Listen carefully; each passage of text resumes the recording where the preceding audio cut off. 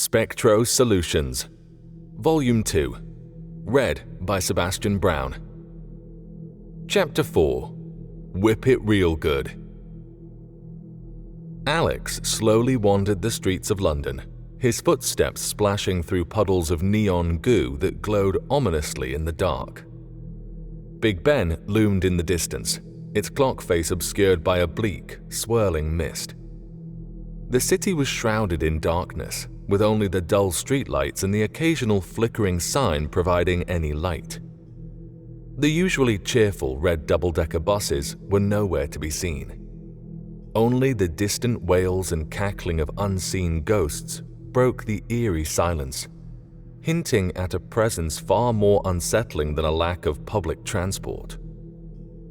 A small wisp of white drifted past a red telephone box, its mournful cry echoing in the night before it vanished into the swirling fog faster than Alex could register its presence. He shuddered, knowing that he was walking among the spirits of the dead. He passed by a group of hurried people, their footsteps muffled by the goo-slicked pavement as they rushed to get to their destination. He couldn't help but wonder where they were going and if they were aware of the dangers that lurked in the shadows. He had heard that the spirits were always watching, always waiting for their next victim. But tonight, it felt different. The gaze that fell upon him felt more sinister, more malevolent. He quickened his pace, his breath coming in ragged gasps. He knew he needed to test his invention before anything bad could happen. After what seemed like an eternity of walking, his eyes caught sight of an eerie figure floating in the distance. As he drew closer, his suspicions were confirmed. A small blue ghost, oozing and semi-transparent, with a gaping mouth and huge black eyes, stared at its reflection in a shop window. Its ethereal form seemed to pulse with an otherworldly energy, leaving Alex both awed and unnerved. He could almost feel the icy tendrils of fear clutching him, squeezing the air from his lungs.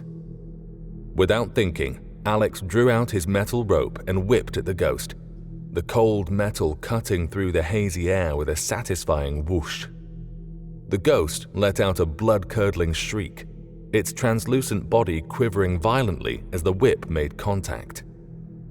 The spot where the metal rope struck began to shimmer and distort, rippling from the impact as if the ghost were made of liquid mercury.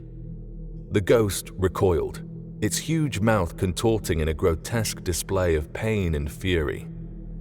Alex could see a searing wound left behind by the rope, a deep gash that burned with an eerie orange light, pulsating like a heartbeat.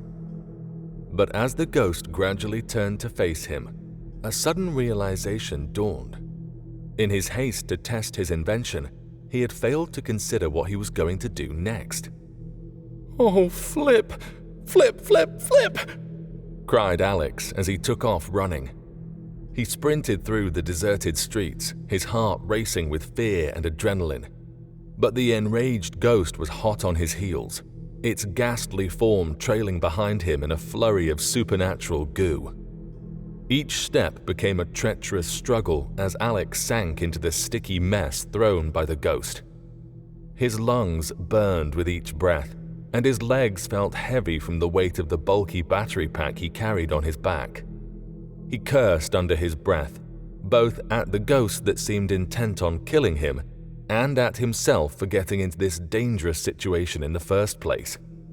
The ghost's eerie cries echoed through the empty streets, taunting Alex as it closed in on him. With one hand, he desperately wiped the sweat off his forehead, while the other clutched his invention.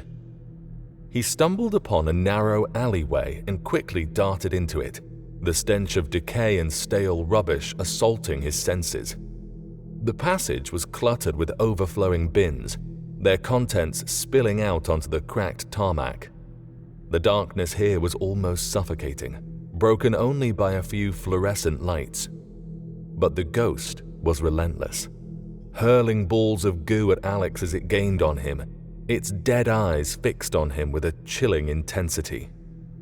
Just as he was about to lose hope, he spotted a low wall at the end of the alley.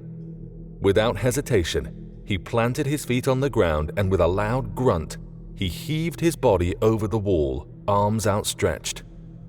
But the drop on the other side was a lot bigger than he had anticipated, and adrenaline couldn't defy gravity. Alex crash-landed in a tree, branches snapping like dry spaghetti as he grumbled, coming to a stop around halfway down.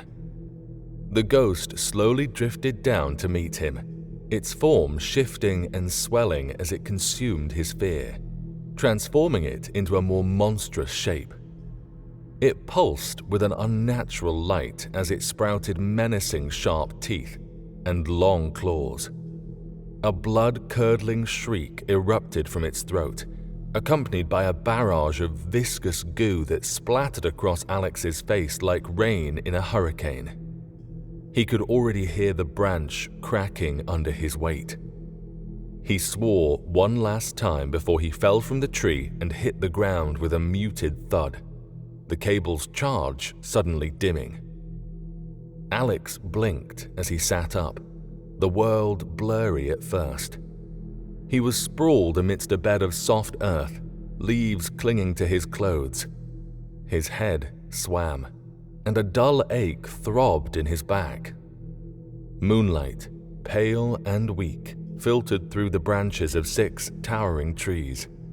The shadowy figures seemed to lean over him protectively, their branches forming a leafy canopy. He looked around, taking in his surroundings. He was in a park, a small haven nestled amidst the neon-drenched wasteland of the city. The air was cool and surprisingly fresh, carrying the faint scent of roses. A gravel path, its smooth surface catching the moonlight like a silver ribbon, snaked through the park, leading to a field of emerald green untouched by the city's decay. A gentle breeze rustled through the blades of grass, and for a fleeting moment, Alex felt a sense of serenity. Beyond the path, a fenced area held swings, a slide, and a climbing frame, their vibrant colors out of place against the city's bleakness. Tall, black fences, despite their imposing nature, blended seamlessly with the park, as if meant to be there all along. Even a large, square leaf bin tucked discreetly behind a tree seemed oddly comforting. He dragged himself up with a grunt, rubbing his sore back as he did. The brief oasis couldn't erase the reality of the situation, but it offered a moment of respite.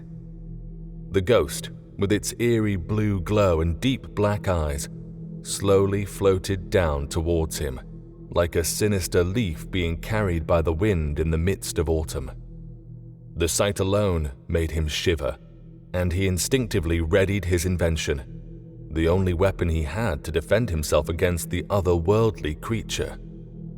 But as he cracked the whip towards the ghost, a sense of dread overcame him. He suddenly noticed it was no longer glowing.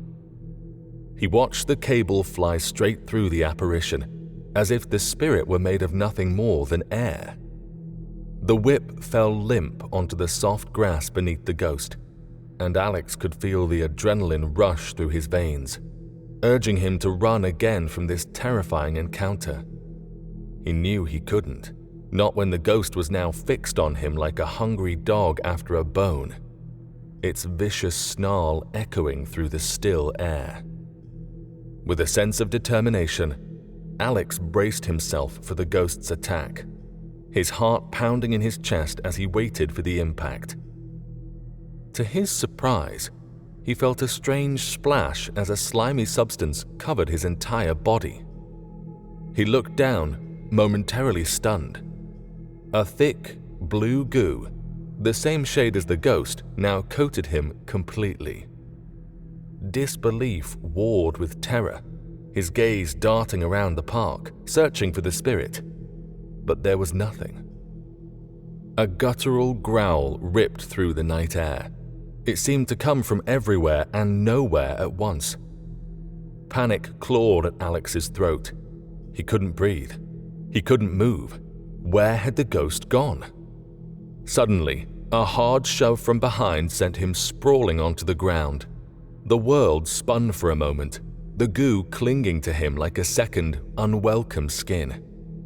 There he lay, defeated on the grass, feeling the cold dampness of the goo seeping through the front of his clothes. Before Alex could even begin to process his thoughts, the ghost snarled again. He rolled over and started scrambling backwards, determined to put as much distance between himself and the ghost as possible. Just as he was about to give up, he had an idea.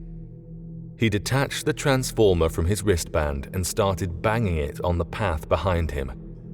It was already sparking, and he knew it was close to popping. He hoped the explosion would hurt the entity more than the broken rope did. If anything, it might scare the ghost away. If not, he was about to become a very crunchy chew toy. He banged the broken transformer one last time on the hard path and launched it at the spirit like a grenade. It started to glow as it got closer, and then a purple blast of light lit up the park. It zapped the ghost with a powerful surge of energy, causing it to dissipate into thin air. "Frickin' yes!" Alex cried as he let out a victorious cheer. The ghost was gone. His invention had worked. He was safe. He jumped to his feet and hurried back to his house, not sure what to do next. In the park, the dust settled, and an eerie silence enveloped the night air. The spectral explosion had sent ripples through the ethereal plane, catching the attention of one peculiar entity. A faint shimmer appeared out of the darkness. It moved with purpose, tracing the remnants of its exploded kin. It sensed the lingering presence, an energy signature that only a ghost could detect. As it hovered over the scorched grass, its form flickered, momentarily revealing a glimpse of its true appearance. A swirling mass of translucent shapes, constantly shifting and changing. It was here for answers, for understanding. A cold curiosity snaked through the entity's formless being. How had its fellow spirit been destroyed? What force could cause such a disruption? Could this be used to some kind of advantage? The questions swirled, a maelstrom within its core. It surged forward, absorbing the dissipating energy of its fallen kin. As the energy coursed through its being, it began to coalesce into a more defined shape. The air grew cold, a visible shiver running through the leaves as a dense fog rolled in, shrouding the park in a ghostly veil. Slowly, the spectral camouflage faded. In its place stood a tall, slender man in a sharp suit, his presence exuding an aura of dread. "At last," he murmured, looking down at his now solidified form. His suit was impeccably tailored, a dark contrast to his unnaturally pale skin. His face was sharp and angular, almost skeletal, with an expression that was both mesmerizing and terrifying. But it was his eyes that held the true horror. They glowed a deep, malevolent red, piercing through the darkness like embers. The man's gaze swept across the park, taking in the serene beauty of the night. He took a step forward, and the ground beneath him withered and died. Plants wilted, insects fled, and the very air recoiled from his touch. As he walked, he left behind a trail of desolation. With deliberate steps, the figure walked out of the park, disappearing into the streets of London. The moon watched on, silent witness to a dance of science and magic, as the world held its breath. Chapter 5. Don't mess with that. As the first light of dawn crept through the curtains, Alex awoke with a start, excited about his new invention. Despite the exhaustion tugging at his eyelids, excitement bubbled within him. The spectral whip lay on the table in the kitchen, its jagged surface marred by a few scorch marks from last night's escapade. He reached for his phone. It was time to share the news of his creation with Jamie. Morning, mate. What are you doing? Alex's voice crackled with enthusiasm. Jamie's voice was groggy. I'm nursing a hangover and watching Match of the Day. What are you doing? You ain't gonna believe what happened to me last night, Alex said, a grin spreading across his face as he rubbed the sleep from his eyes and picked a blob of dried goo from his ear. He launched into the tale of how he and Lindsay had created the whip and the ensuing chaos of its inaugural test run. Mate, I have got to see this for myself, Jamie replied, the excitement palpable in his voice. Give me a couple of hours to shake off this hangover and I'm there. Alex hesitated. The memory of the whip cracking, the ghost wailing, and the narrow escape made him wince. I don't know, I'd rather wait for Lindsay, to be honest. I was just ringing to tell you what happened, really, and I think I'm going to need her to help test it properly. But Jamie was insistent, his voice a persuasive whisper. Alex, if we can get a video of you whipping a ghost, we can make bank on WowTube. Come on, bro, it'll be just the boys. A little adventure. What do you say? All right, then, Alex conceded, his voice a murmur. I can show you, but I need to fix it first. The promise of witnessing Alex's invention in action was apparently the perfect cure for Jamie's post-celebration migraine. Yeah, he whispered down the phone. Luckily, Lindsay had already provided Alex with several of the printed transformers, and with careful hands, he set to work. The evening rolled in, and the sun slowly dipped below the horizon as the two friends made their way through the quiet city streets. Jamie's mind was filled with a mixture of excitement and trepidation as they steadily approached the designated location for the demonstration, a run-down and dilapidated council estate. Jamie's heart began to race, but this was exactly what he had been looking for. He couldn't deny the thrill that coursed through his veins as they stepped past the rusty gates and into the crumbling complex. The estate was an architectural ensemble that consisted of 3 long, imposing blocks of flats. At its heart lay a spacious courtyard with a convenient car park seamlessly integrated. Dirt and debris covered every surface, and the eerie silence was punctuated only by the occasional creaking of an old door or gust of wind. Jamie leaned against the estate's cold, metal railings. I've heard there's a few ghosts living around here. I can't see any.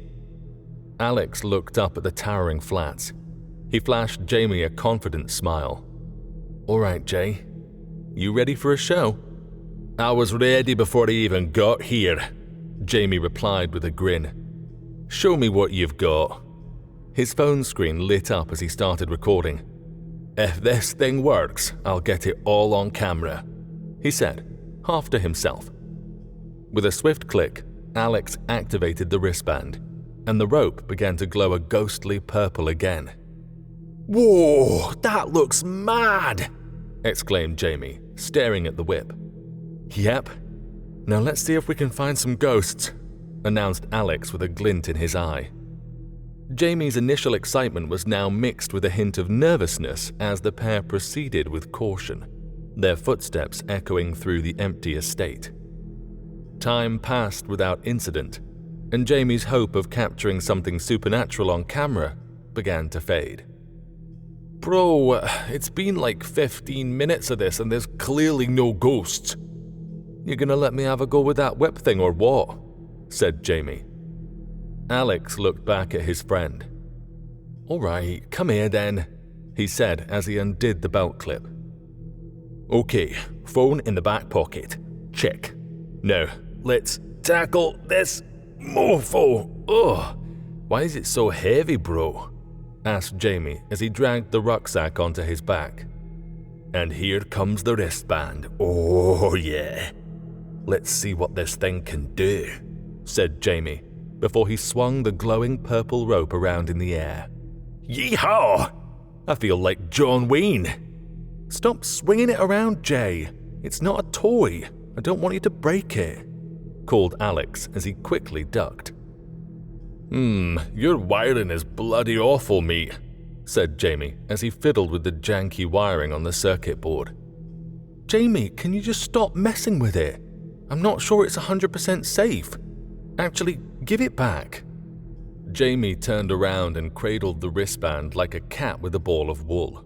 No, get away, shut up, he laughed as he continued pulling at the circuit board. I'm trying to sort out this dodgy wiring. Jay, stop it, said Alex, trying to sound as serious as possible. But Jamie was too curious to listen. He got a small electric shock and his hair stood up, making him look like a mad scientist. He quickly patted down his unruly mane, and despite the shock, he continued to mess around with the circuit board. Jamie held his breath in surprise as the whip suddenly transformed. His eyes widened as the once purple rope shimmered into a vivid, flaming emerald green. It hummed with an otherworldly energy, resonating through the damp air. Alex's jaw clenched.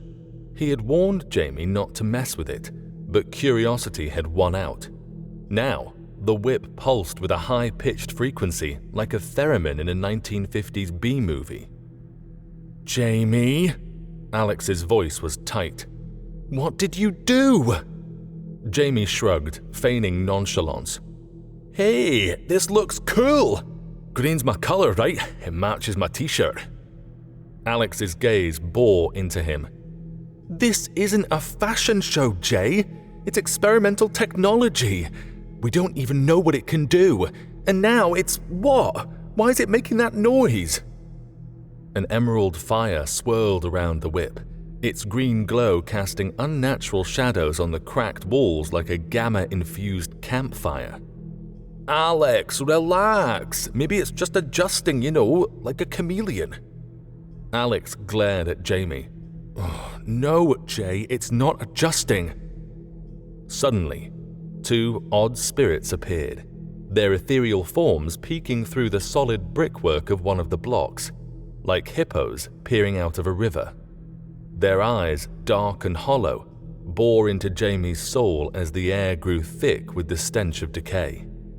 The ghostly pair slowly oozed through the wall, the white bricks absorbing their essence and turning a sickly shade of grey. The residue they left behind shone like the remnants of 1,000 glow sticks.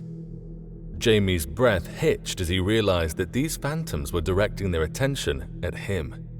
They studied the whip from afar, intrigued and confused, as Alex and Jamie started to back up. Whip him then, said Alex, too scared to take his eyes off the spirits. Jamie gathered his focus and swung at the ghosts. They watched curiously as the lash arced through the air, a delicate stream of color and motion. It soared, casting an eerie light in the darkness, its energy whispering secrets to the wind before it hit the ground. Jamie looked worried as he mumbled, "Oh no." Alex and Jamie continued backing away as Jamie tugged at the whip, coiling it back into his hands. It looked like the ghosts were trying to figure out what it was, bemused as they edged sheepishly closer. "You got the whip, Jay?" asked Alex, his eyes still fixed on the spirits. Yeah, I got it, bro," said Jamie before Alex called out, "All right. 1, 2, 2.5, leg it!" Alex and Jamie turned and ran, but the ghosts both gave chase, wailing as they did. Another ghost joined, and then another. 4 different spirits followed Alex and Jamie through the estate, like a pack of neon lions chasing a pair of middle-aged gazelles. As their feet pounded against the pavement, Alex and Jamie felt the ghost's presence growing ever closer behind them. Fear and adrenaline coursed through their veins as they desperately searched for a safe escape route. "They want the rope!" called Jamie, his voice barely audible over the sound of the pair's frantic footsteps. "I friggin' told you not to mess with it! You're such a bad friend!" Alex cried, frustration and fear mixing in his voice. Jamie silently cursed himself as he ran. As always, his curiosity had gotten the better of him, and now they were both in grave danger. The weight of the backpack slowed him down, and he stumbled as they ran. The ghosts were gradually gaining on them, their otherworldly moans making the pair's skin crawl.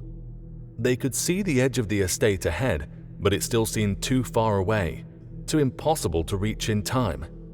"They're still coming!" Jamie shouted as they burst out of the estate and skidded into the street. Alex spotted a dark alley and made a split-second decision. He grabbed Jamie by the arm and tugged him towards it. Meanwhile, Jamie fiddled with the wristband, his fingers working frantically to set right what he'd done. With a sudden flicker, the rope's glow shifted back to its original purple hue. "Oh, yeah!" he cried. The change seemed to invigorate him, and he surged forward with renewed energy. Alex and Jamie ran down the narrow alleyway, their feet skidding against the tarmac as they frantically searched for an escape route. Just then, they spotted a short wall at the end of the alley. Without stopping to think, they used every ounce of strength they had left to dive over the wall. As Alex took flight, he realized it was the exact same wall as the day before. He grabbed hold of a branch to save himself, but as Jamie continued to fall, he managed to twist, and with an awkward motion, lashed out at the closest spirit. The spectral whip wrapped around the ghost, and for a short moment, Jamie hung suspended in the air, like Spider-Man clinging to a web. Before he could celebrate, the other ghosts soared towards him, bursting and splashing like water balloons as they passed straight through him. Jamie's frantic movements caused the lash to loosen, and he was soon sent plummeting to the ground below. Luckily, he landed in the huge leaf bin. Unluckily, the ghosts flew straight into the bin after him. "Oh no! Help me, Alex! I've got it in my mouth!" Alex shuffled to the end of the branch, and as it bent, he sighed, before dropping into the bin to help his friend. The leaves rustled, and neon goo oozed from the bin as the pair struggled to escape. Alex swiftly reached for the energy transformer and managed to switch it off. The ghosts slowly exited the bin, looking confused as they floated away. Alex popped his head up. "Damn, bro. I told you I got covered in goo yesterday, and now I'm covered in goo again. And moldy old leaves as well." He rolled out of the leaf bin and onto the ground, like a teenager rolling out of bed. Jamie's head popped up from the bin like a meerkat. "Well, at least no one got hurt. That's the main thing." He smiled as he wiped the neon goo from his face and clambered out of the bin. "You look like a Christmas tree," said Jamie, chuckling as he picked a twig out of his hair. "Pass my phone. I want to see what you filmed. Did you see that?" "I don't have your phone," replied Alex. "You put it in your back pocket, remember?" "Oh, yeah. Frick, why did I do that?" "That's another one gone," grumbled Jamie. "Get your phone out then." "Nah, I'm done, Jay. I'm going home. Pass me the gear," said Alex. "Come on, bro, you've got to admit that was fun at least," said Jamie as he passed over the whip and backpack. No! It actually wasn't," said Alex as he flicked a goo-coated leaf at Jamie and began to walk home, defeated again. "Well," Jamie began, but Alex was already strolling away. "Hey, wait for me then," he called as he quickly followed Alex back to his house. And with that, my friends, we conclude Volume 2 of Spectro Solutions. We've only just scratched the surface of Alex, Jamie, and Lindsay's wild ride. Will they master their ghost wrangling skills? Will they leverage this extraordinary technology to catapult themselves to internet fame? These questions and more will be unraveled in Volume 3. Stay tuned for the next thrilling installment. See you then.